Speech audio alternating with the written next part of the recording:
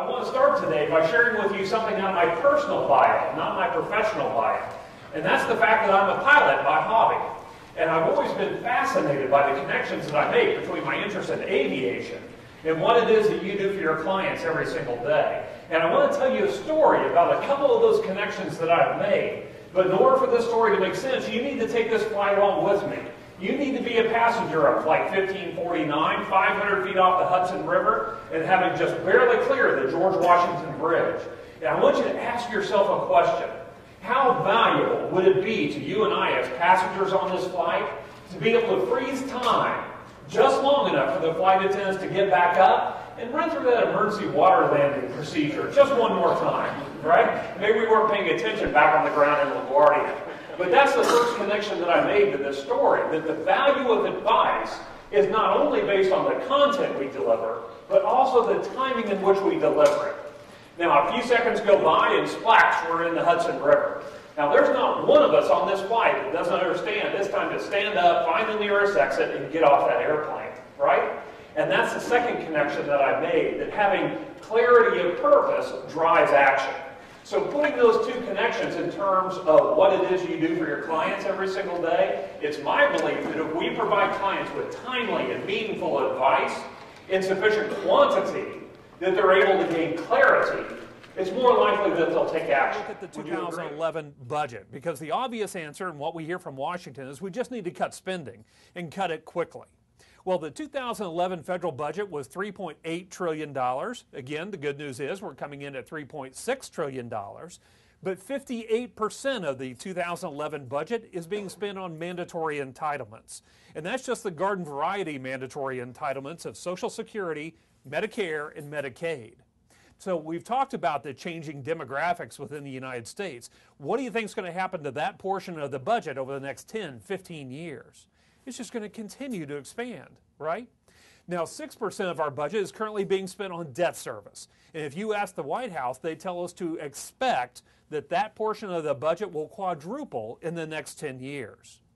23% of the budget is being spent on defense. So that's 87% of our budget that either historically won't change or cannot be changed without changing the laws. Just for fun, I thought it would be interesting to look at this mandatory spending portion of our budget, and I included not only the entitlement spending, but also debt service, because obviously we need to pay that. So I want to look at that in dollar terms, and if you look at the budget, $3.6 trillion times 64% of the budget, the United States federal government in 2011 spent $2.3 trillion on Medicare, Medicaid, Social Security, and debt service. Now, I thought the more interesting question to ask, well, how much revenue does the federal government bring in from all federal tax receipts? And again, the budget tells us $3.6 trillion minus a $1.3 trillion deficit. The U.S. federal government's only bringing in $2.3 trillion.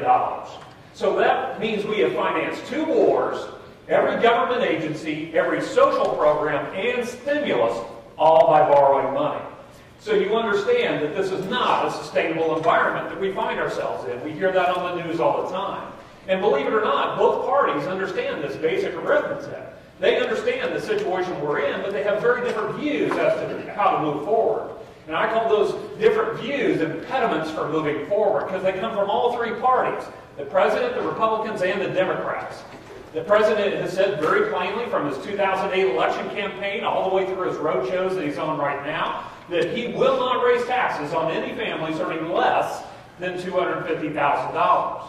Despite the fact that a report came out in late April, early May of this year that said 45% of American families paid 0 federal income taxes. You probably heard that statistic, right? I think there was a more interesting statistic in that same report, but it didn't get nearly as much press. It actually said that 45% of American families actually received a positive cash flow from the federal government. Not just 0, a positive cash flow. Now, I know there's some double counting there. You have Social Security recipients who are still working, and so they would be double counted. But that's a relatively small number. Bottom line is, the situation we find ourselves in, we have this environment of 55% of American families paying into the system and 45% of American families taking out. And it's simply not a long-term workable scenario. But the Republicans aren't any better. They're saying we're not going to raise taxes on anyone. despite the fact that the United States federal revenue is at a inflation-adjusted level less than lower than it's been since 1958.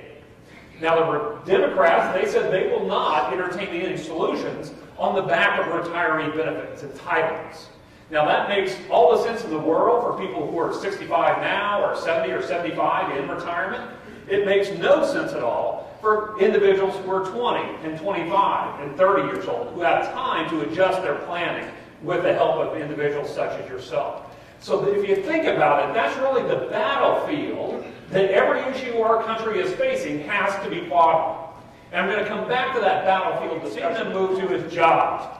Surely we can all agree we need more jobs, and we certainly do.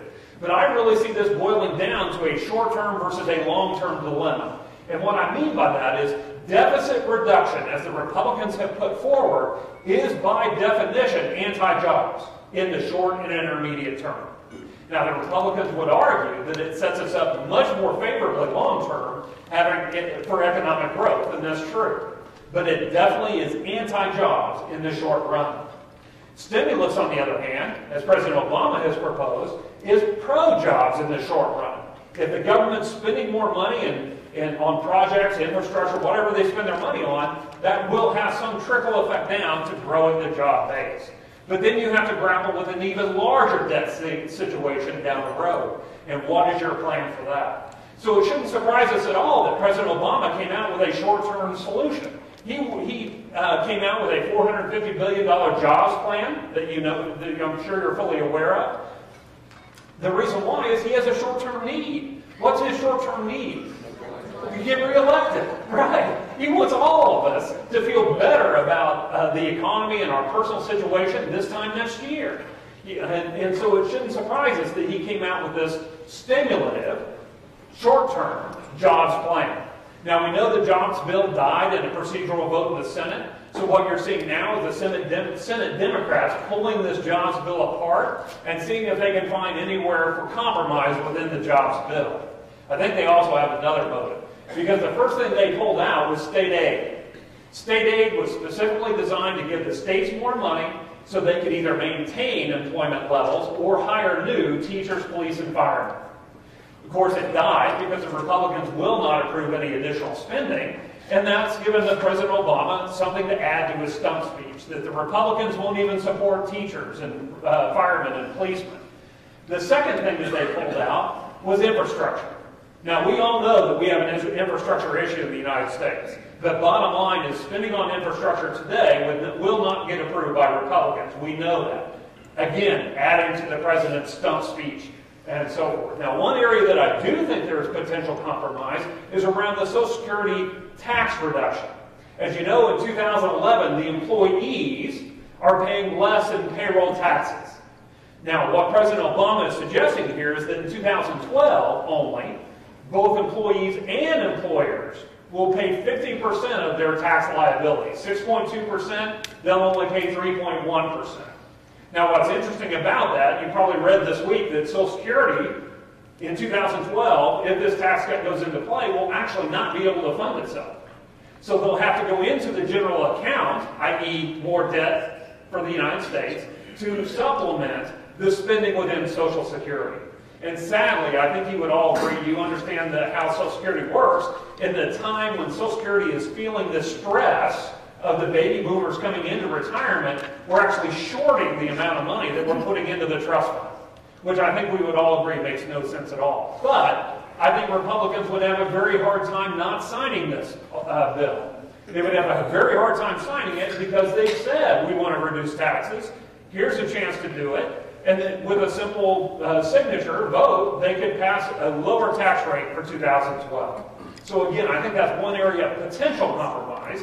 I do put that slightly less than 50-50 at this point, but nonetheless, it's certainly possible that President Obama has shifted over the last month and a half from presiding President Obama to campaign President Obama. And what I mean by that, President Obama historically has been what I would call a parachute president. And what I mean is that he was more than content to allow the Republicans and Democrats to come together and fight over these issues. And at the last minute, parachute in, broker a deal that quite honestly neither party was happy with, But bottom line, get something done. That's a fabulous way to be a president of the United States. And the reason why is that speaks directly to the independent voter. Independent voters, as you know, are the group of voters that drive the presidential election. So independent voters truly respond to an individual who can broker a deal across these fighting factions. So that's why he chose to preside. But what we've seen now, through the jobs bill and the way he's using those pieces and his long-term debt reduction proposal, which is dead, that was a signal, a shot across the bow to the Republicans that I'm shifting gears, I'm now in campaign mode, and I'm going to set myself up to win. I'll let you in on probably one of the biggest secrets in Washington, D.C. The Republicans don't want President Obama to be reelected.